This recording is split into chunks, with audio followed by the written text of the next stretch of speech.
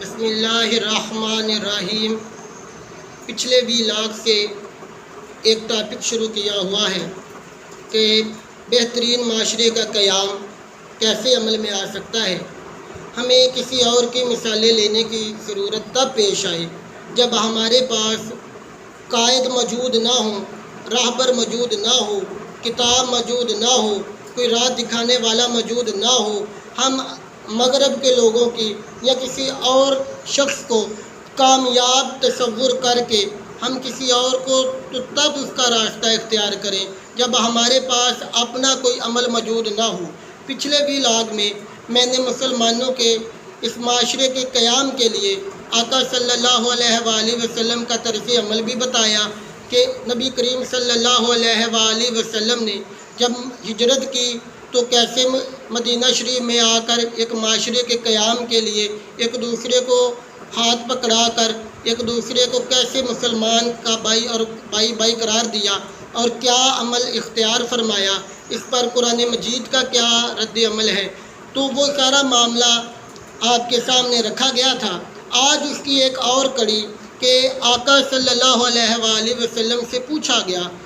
حضرت ابو موسیٰ اشعری رضی اللہ تعالی عنہ راوی ہیں، وہ پوچھتے ہیں کہ آقا صلی اللہ علیہ وآلہ وسلم سے پوچھا گیا کہ ای الاسلام افضل، کہ بہترین اسلام یا بہترین مسلمان کون ہے، تو اس کا جواب انتہائی شارٹ الفاظ میں، انتہائی مختصر الفاظ میں نبی کریم صلی اللہ علیہ وآلہ وسلم نے دیا، من سلم المسلمون من لسانہ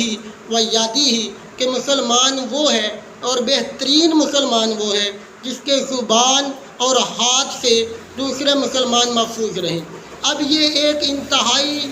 شارٹ میسیج تھا جو امت کے تک پہنچ گیا، اور اس پر عمل کر کے ہم ایک بہترین معاشرے کے قیام کی طرف جا سکتے ہیں کہ جب بھی معاشرے میں فساد، لڑائی، جھگڑے وہ شروع ہوتے ہیں تو زبان سے شروع ہوتے ہیں، زبان پر شروع ہوتے ہیں اور ان کا آگے بڑھتا ہاتھا پائی تک کام پہنچ جاتا ہے، قتل و غارت تک پہنچ جاتا ہے۔ آقا صلی اللہ علیہ وآلہ وسلم نے یہیں پر بریک لگا دی اور بریک لگا کر فرما دیا کہ بہترین مسلمان وہ ہے جس کی زبان اور ہاتھ سے دوسرے مسلمان محفوظ رہیں۔ اب اگر وہ کسی کو اپنے ہاتھ سے تکلیف نہیں بھی دیتا تو پھر بھی زبان اس کے اندر بہت بڑا کردار ادا کر سکتی ہے۔ وہ یہ ہے کہ جب ہم کسی مسلمان کا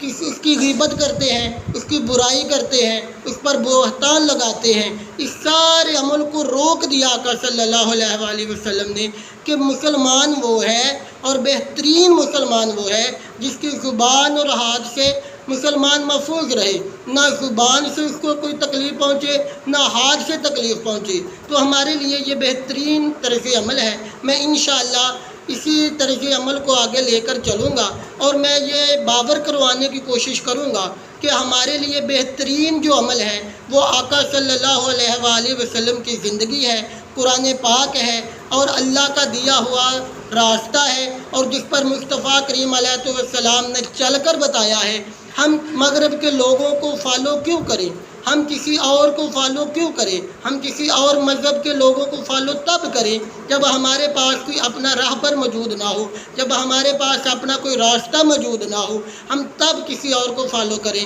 ہم ایک مسلمان ہونے کی حیثیت سے ہمارے لیے سب سے بہترین کلام